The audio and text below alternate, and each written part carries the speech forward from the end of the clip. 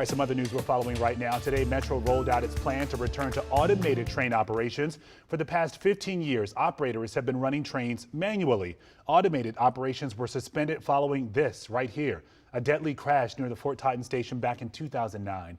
Investigators have since found that the automated system was not to blame for this crash. And now Metro's GM says it's time to start using that technology again. Our Matt Gregory joining us live from the Brookland Metro station. Matt, Metro says this is actually going to lead to faster, even more comfortable trips.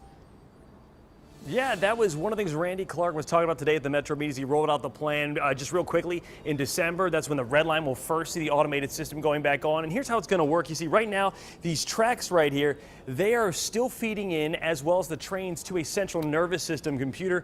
They've always been wired up to it. It just hasn't been turned back online since 2009. So that's coming up. GM Randy Clark told us in today's meeting, he said, listen, this is going to make things smoother. It's going to make things, most of all, safer because it takes out the human error element. And get this, it's going to make the trains move faster. So today we set out to talk to Randy Clark about how it makes things faster, but we also talked to riders, and we wanted to know from riders what they thought about this change coming up. And what we found was most of them weren't even aware it was going to happen, but they all kind of, and I think we can all sympathize with this, want the same thing. They don't care what it does as long as it's safe and it gets them there on time.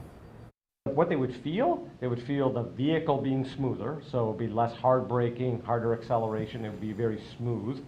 And they would notice that their trip times are less. How often do you travel on Metro? Like every day. All day, every day. I take it every day. From Brooklyn to Minnesota or Benton Road. How do you feel about Metro's plan to go automatic? Can you explain what you mean by that? It would be good for people getting where they're going. Whatever works. As long as we need more trains, so a lot of people ain't trying to fight each other trying to get on, that's all. So if you were, say, going from Shady Grove to, say, Union Station, I'm just using an example, you might save 2 or 3 minutes on your trip time, just like that. All right, so now you feel better about it. I feel better about it. You got me there.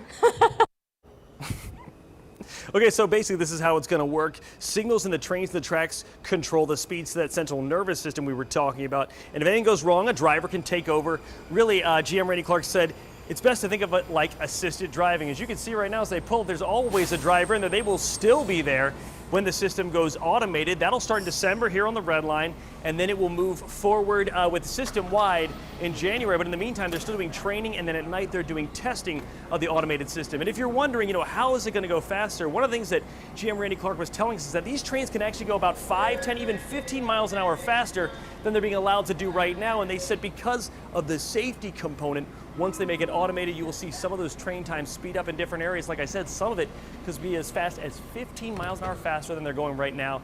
But like I was talking to him about earlier, he said the biggest thing about all of this, he said, is safety. Most of the train systems in the world that are modern use automated. Metro used automated for 30 years before what happened in 2009. So a return to that starting in December. For now on the red line, Matt Gregory, back to you.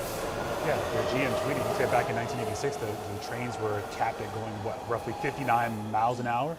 So they've sort of slowed down significantly since then. It's a win-win-win all the way around, though. Faster, more comfortable. Matt Gregory for us tonight. Thank you.